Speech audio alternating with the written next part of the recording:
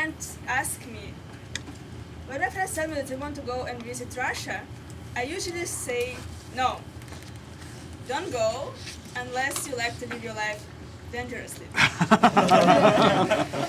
But today I want to step away from my regular approach and invite you, using our magical vehicle, to visit two cities in Russia.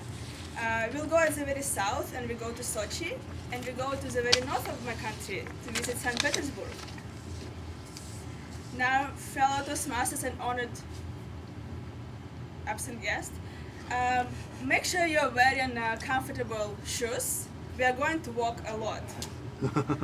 And here we go. We arrived to Sochi. You all know about Sochi because Sochi was hosting last Winter Olympics Games just last month.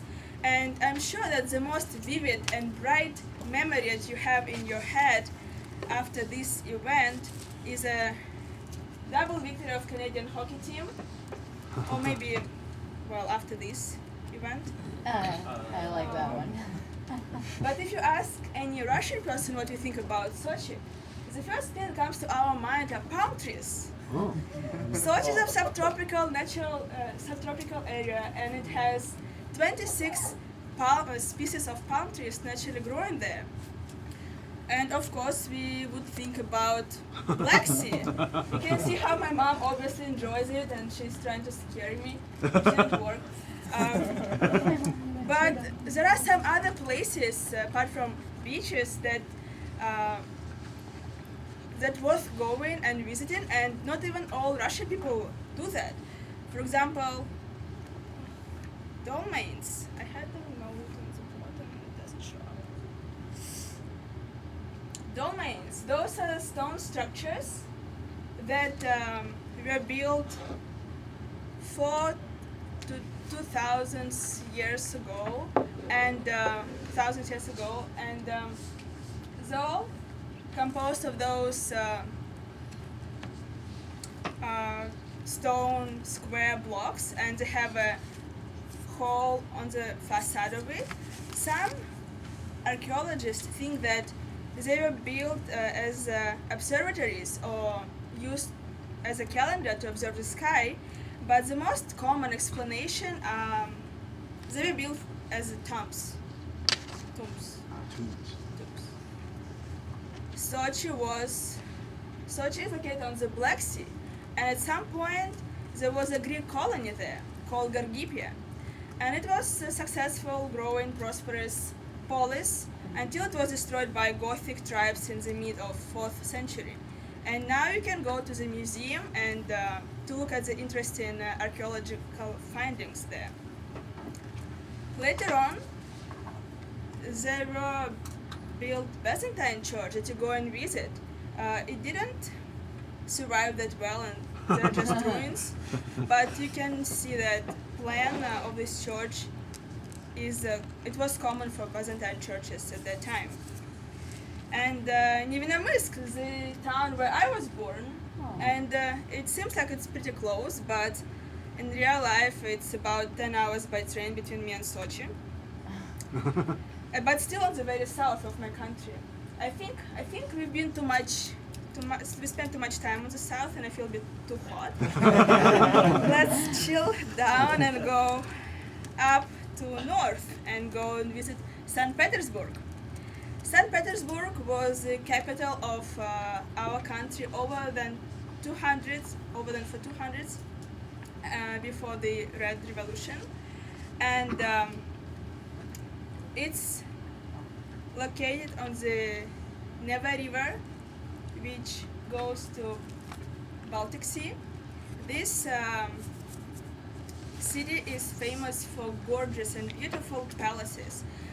Winter Palace is one of those. This palace used to belong to royal family, and they live there. Now it's one of the most famous and largest museum in the world. There is an Hermitage museum right now. That's how it looks from inside of the city. Palace Square, Alexander Column and Triumphal Arch were located there after the victory over Napoleon in the French War in 1812.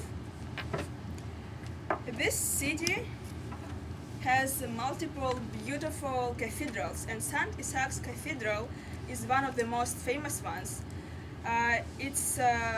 This cathedral is 104 meters tall. It's massive. Another cathedral, Kazan Cathedral, is really wide. It has 96 columns in it. Can you imagine 96 columns? If you walk along the Neva River, you will see a few sphinx that were brought from Egypt and placed in St. Petersburg in the middle of 19th century. And this particular sphinx was brought from Amenhotep III tomb. If you remember the beautiful Nefertiti, queen of the Egypt, he was her husband. He's a very famous pharaoh because he did a lot of changes at his time in Egypt. St. Petersburg is also called Venus of the North because multiple channels and rivers cross this city, and as a result there are multiple beautiful bridges there, and Ban Bridge is one of those, and people say if you touch this griffon you will become very rich. And it obviously worked for me, so. And at the back you can see another famous cathedral called Cathedral on the Split Blood. Royal family like to spend their time outside of the Petersburg, and that's why multiple summer residences were built around the city. And Petergov is one of the most famous one. It's famous not only because of the great, beautiful Ekaterine's palace, but also because of the park that surrounds this palace. This park has over 150 different fountains. And here again, my mom shamelessly touching Apollo. And at this point, let's go back to our magical vehicle. And I just, dear fellow Toastmasters, I hope that next time when you hear Russia in the news, you won't think about Putin or Ukraine or crime immediately, but you rather think about some historical places that you didn't know about. You will remember about domains, Greek polis, St. Petersburg palaces, myself. But still, in case you're going there, decide to go there, talk to me first, talk to other Russian people. We're gonna give you some useful tips. And now, back to our meeting room.